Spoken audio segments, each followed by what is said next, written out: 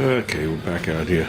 I'm just going to start easy today and work on that white line. And then we'll work our way, just start working.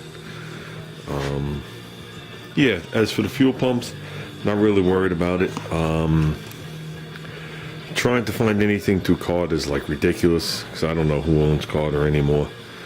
But basically from what I'm told is that main body, I could just swap my arm into a small block Chevy pump, which they still make. You got to be careful when you buy the rebuild kits. The spring definitely matters for pressure. So, whatever. I'm not worried about that right now. Let's see if we can get this white out and start moving on. Okay, the crack is good. I'm not happy with this. This all seems to be good. I'm not happy with that. So what I'm going to do is, and that's a pretty tough one. It was tough when I filled it the first time. But I didn't think I got it all. I thought it was going to be skimming it with metal glaze. I'm going to throw a quick guide coat on there and hit it with probably the round block.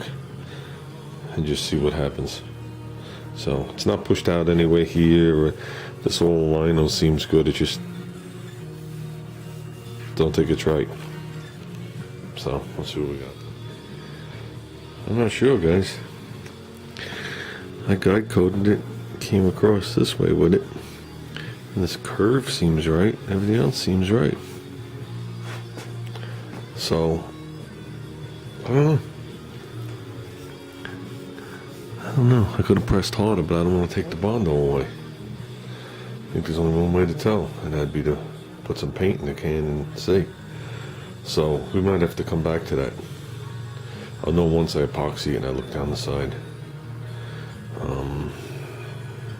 I mean, how straight are those things? I'm sure they're pretty straight. It's an insert they put in the back of the car when they converted this from a Hornet to a Concord. It's a taillight used to wrap around and meet all this. Then in the beginning there was a thin bumper and a filler. Then as time went on, the taillights changed, but they were still wide, and there was a fat bumper. And then this existed. So they made it ugly. But those were the times. The more how I realize, the more I realize how unique this car is for 1 year only, the more I don't want to change anything on it. So I don't think it's the prettiest of the grouping. I think once it went from a Hornet to a Concord, I think it got ugly. I like the front end, I like the sides, I hate the ass. But I was notified by a guy who was doing one of these cars. I think a sedan, but it doesn't really matter. And the project's long gone. He's got a bunch of NOS parts. He's got NOS taillights. He's got this thing around here in NOS. Headlight surrounds in NOS. He contacted me yesterday, or the day before, right before I went to bed, and then I was gone all day yesterday to the end. So, and I saw the list, but he doesn't say how much he wants. I've seen these taillights come up on eBay for a lot. Not that bad, but if the parts are realistic, the cleaner the parts, the better. But we'll worry about that later on. We got other things to work on. So, okay, guys. Okay. I emptied out at least the back of the car. Huh. So I could take the panels off. And I wound up with this little pile here. That pile there. That pile there. That pile there. And that pile there. And that doesn't include the back seat.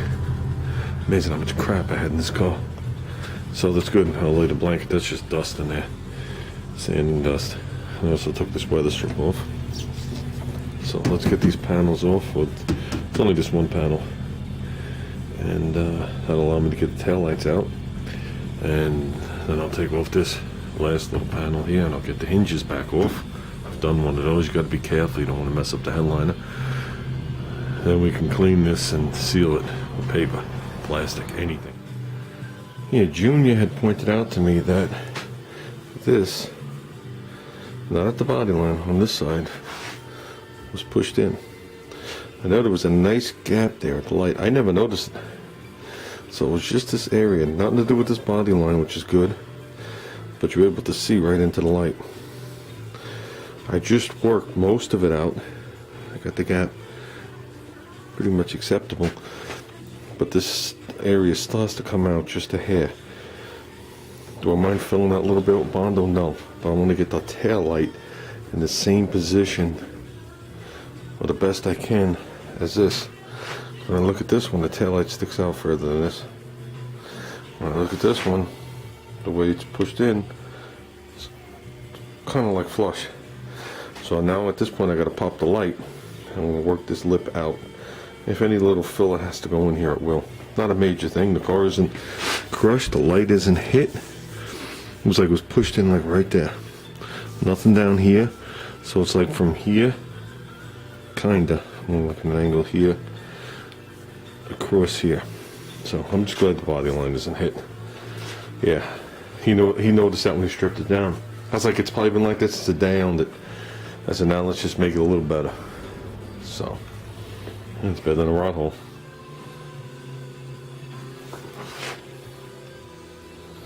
There you go. We got most of it out. Of course it needs Bondo. Maybe a little filing. I don't think we got a tiny high spot right there. We can work on that. Pushed out everything. Pushed out this lip. Everything as a unit. Back here. And a little bit of work I did right there. I don't know if you could see it. Okay, good. Good. Rust on the bottom edges. We're good. Doesn't come out where you see it. We're going good. Not rot, but it's close. Shit metal, let me tell you.